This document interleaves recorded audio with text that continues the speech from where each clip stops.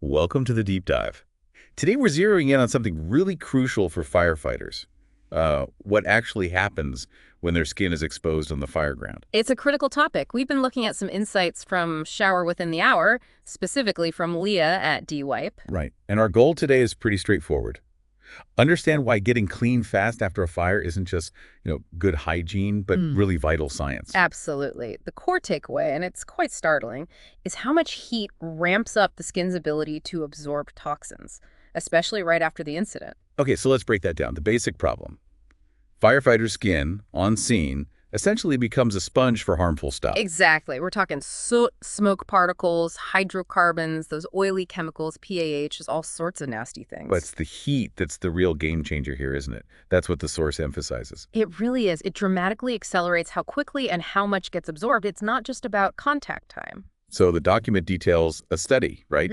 Using actual human skin samples. Yes, they tested absorption at different temperatures, sort of a baseline 25 Celsius, then 32, and crucially 39 degrees Celsius. Which is around typical skin temperature right after fighting a fire, I imagine. Pretty close, yeah.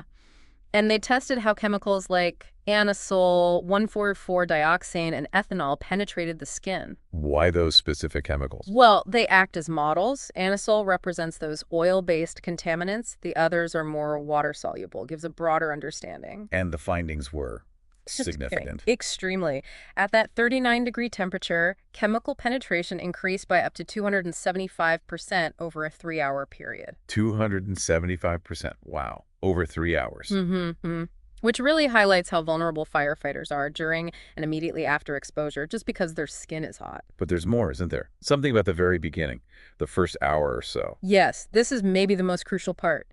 The study found that in just the first 45 minutes post-exposure, absorption could spike by, get this, up to 653%. 653%. Yeah. In less than an hour. That's right. And that's even before significant sweat evaporation starts, which can sometimes slow things down later. It's that immediate window that's incredibly porous. Okay, so how does this actually happen? How do the toxins get in? The source mentions a few routes: through sweat ducts, hair follicles, and even directly through the skin cells themselves. And the heat just speeds all that up. Precisely. It opens pores, increases blood flow near the surface.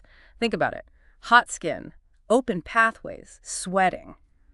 It's the perfect recipe for soaking up that surrounding contamination. Soot, smoke residue, everything. Yeah, all those hydrocarbons and pH we mentioned earlier. And the danger is these don't just stay on the skin. No, that's the critical point. They get absorbed into the bloodstream. Which means they can travel anywhere in the body. Exactly. And that's the link to the serious long-term health risks: cancer, respiratory problems, potentially reproductive issues too. Right.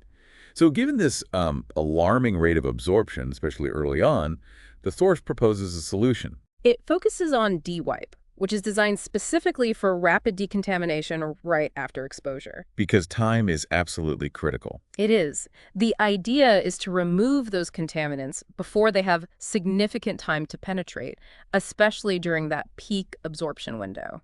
Makes sense. So using something like DWipe quickly helps reduce the total amount of toxins the body takes in. That's the goal: lowering that dose, potentially lowering the long-term health risks. It's about protecting the crew. It shifts the perspective, doesn't it? From just cleaning up to actual, immediate health intervention. Totally.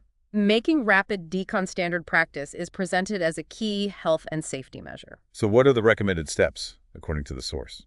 Use the wipes DWipe specifically on the face, neck, hands, basically exposed areas, ideally before even leaving the incident scene. Okay, immediate action. Then, back at the station, cool down properly, shower as soon as possible, change into clean clothes.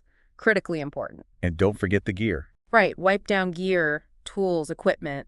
Address all the potential sources of ongoing or secondary exposure. It has to be comprehensive. The source uses an analogy. Skin is a sponge. Yeah, skin is a sponge for toxins, especially when it's hot after a fire. It's a simple image, but it really drives home why that immediate wipe down is so crucial. It's not just surface dirt. No, it's about stopping deeper penetration, preventing harm before it really begins. So wrapping this up, the main message is clear. Post-fire decontamination isn't just about being clean. It's essential health protection based on the science of how skin works. especially under heat stress. Absolutely. It's recognizing that critical window, that spike in absorption, and taking immediate decisive action. It's a primary defense strategy. Okay, great insights. So here's a final thought for you listening. If heat dramatically increases skin absorption in this scenario, where else in our daily lives might rising skin temperature have surprising health implications we haven't considered? Something to ponder. Thanks for joining our deep dive today.